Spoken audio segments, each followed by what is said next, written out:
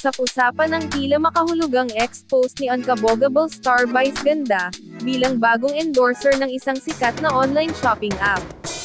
Tanong niya kasi sa madlang netizens, nakapag-reinstall na ba ang lahat? Maraming mga netizen ang natuwa sa pagiging bagong brand ambassador ng TV host comedian, sa kabila ng mga kontrobersyang kinasasangkutan niya kamakailan, na may kinalaman sa It's Showtime, at MTRCB. Ngunit maraming mga netizen ang nagbigay ng interpretasyon, tungkol sa makahulugang post ni Vice. Anang karamihan, tila shade, daw ito sa nangyari sa endorsement ng app kamakailan. Matatanda ang umani ng katakot-takot na kritisismo mula sa mga netizen, ang pagiging endorser ng nabanggit na online shopping app ni Ultimate Multimedia star, Tony Gonzaga Soriano.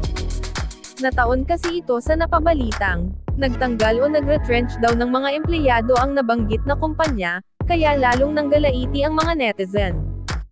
Ilan sa celebrities ang nagtanggol sa kumpanya, gaya ni politician-actress Aiko Melendez.